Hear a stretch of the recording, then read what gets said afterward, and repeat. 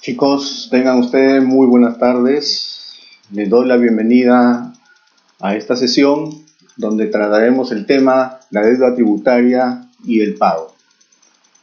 Para iniciar vamos a ver una idea del doctor Víctor Guirixe Vaca, docente de la unidad de posgrado de la Facultad de Ciencias Contables de la Universidad Nacional Mayor de San Marcos. En uno de sus trabajos concluye de que el estudio de los sistemas fiscales permite comprender que ellos reflejan el desarrollo económico del país que los origina. Por ello existen sistemas fiscales en formación, sistemas fiscales desarrollados y sistemas fiscales maduros que están perfeccionando el cumplimiento y eficiencia. Entonces la pregunta es, ¿el Perú en cuál de estos estamentos se encuentra? A continuación veremos un video para ver otra idea. Yo soy nega, nada es bueno, impuestos no quiero pagar. Yo soy vos y sí tributo por nuestro bienestar. Los Timos. Hoy presentamos Tributar es colaborar. ¿Qué? No soporto los impuestos, aunque sea obligación. Y encima hay una sanción si me atraso en pagar estos. ¿Cómo así? Este nega se vive quejando. No ve más que lo suyo y se la pasa llorando. ¡No me molestes, Posi! Es el colmo. Hay que pagar impuestos para exigir obras y servicios.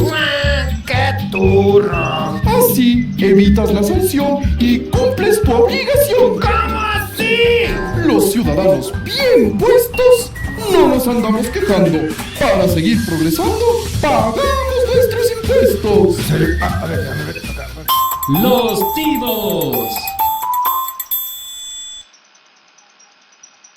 La pregunta después de ver este video es, ¿usted contribuiría con el Perú? Mientras vamos pensando en la respuesta, que lo vamos a ver después, pasamos ahora a ver justamente sobre el tema que hemos venido anunciando sobre la deuda tributaria.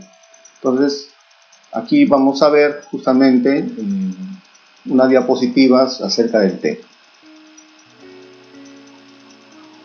La deuda tributaria. ¿Okay? Y lo primero que vemos es cómo está conformada esa deuda tributaria.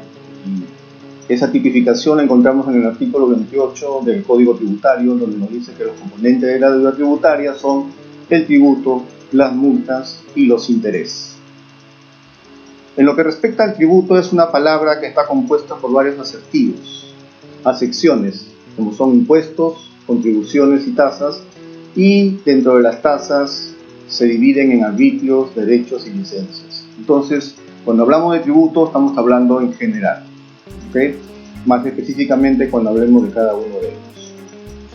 Ahora veremos lo que son las multas. Las multas tienen que ser las sanciones pecuniarias por haber cometido una infracción. Existen otras sanciones, sí, como por ejemplo el cierre de establecimientos a los profesionales independientes, internamiento de vehículos, ¿no? Y otros más, ¿ok? Y por último veremos en esta parte los intereses. Los intereses vienen a ser la consecuencia de no haber cancelado las deudas en el vencimiento correspondiente, y eso está tipificado en el cronograma de pagos, en la cual ha sido aprobado por resolución de superintendencia. Aquí tenemos una particularidad en este año, ya que hasta el 31 de marzo del 2020 la tasa de interés moratoria mensual era de 1.20%, y a partir del 1 de abril de 2020 la tasa ha bajado al 1%, ¿no? ¿Okay? Entonces, por lo tanto, vamos a tener menos intereses ¿no? a partir de abril. A continuación veremos lo que es quiénes son las personas obligadas al pago, y vemos que ese concepto está tipificado en el artículo 30 del Código Tributario, en donde nos dice que las personas que están obligadas a hacer la cancelación de la deuda son los deudores tributarios y los representantes. Veremos qué son los deudores tributarios. Los deudores tributarios se dividen en dos, en contribuyente y responsable. ¿Qué es un contribuyente? Es aquel que realiza el hecho generador de la obligación tributaria, o sea, el deudor a ciencia cierta, y el responsable que sin ser contribuyente debe cumplir con la obligación atribuida a este, como los representantes legales de las sociedades. ¿Y cuáles son los representantes? Son personas que sin tener la obligación directa, por algún motivo tienen que ejercerla, ¿no? Y aquí nos da varios ejemplos, ¿no? Los padres tutores y curadores de los incapaces, ¿no? Los representantes legales y los designados por las personas jurídicas, etcétera, etcétera. Y por último veremos un caso práctico, ¿no? El caso práctico que justamente lo hemos hecho con la intención de que se vea tres cosas que son diferentes, pero que al final llegan al mismo efecto, ¿no? Aquí nos dice que la empresa ABC SAC, o sea, es una sociedad anónima cerrada, tiene tres obligaciones pendientes de pago, ¿no? Que son un pago a cuenta del impuesto de la renta del periodo de octubre del 2019, un IGB perteneciente al periodo de enero de 2020 y una multa que ha sido detectada en el periodo febrero de 2020.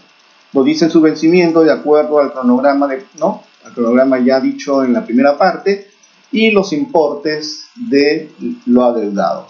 Entonces, ¿qué nos piden? Nos piden que nosotros calculemos porque la empresa ha decidido pagar todas estas deudas el 31 de agosto del 2020.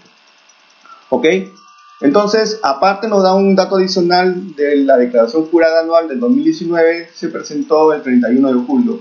Ya sabemos que la presentación de las declaraciones juradas se hacen en los meses a finales de marzo y principios de abril, de acuerdo al último dígito del RUC, pero por la pandemia han sido alargados y esta vez han vencido para el dígito 5 que tenemos acá el 31 de julio de 2020.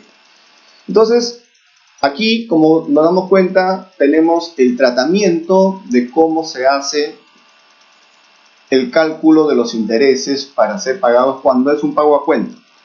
¿Cuál es la característica? Que los intereses empiezan a generarse a partir del día siguiente del vencimiento.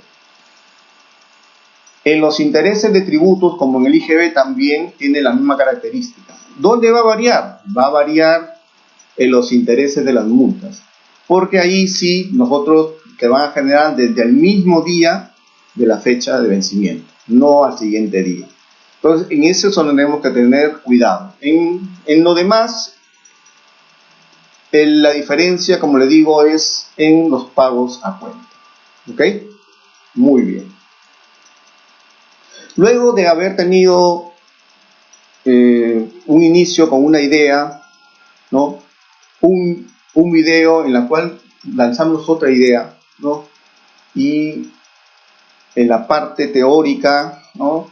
Y normativa de lo que es la deuda tributaria, vamos a concluir esta sesión teniendo como protagonista a un cuestionario que ustedes deberán responder para poder nosotros saber si es que ustedes han captado bien la idea principal de esta sesión, que era que ustedes conozcan qué es la deuda tributaria, cuáles son sus componentes y quiénes están obligadas a pagarla. Por eso se llamaba la deuda tributaria y su pago.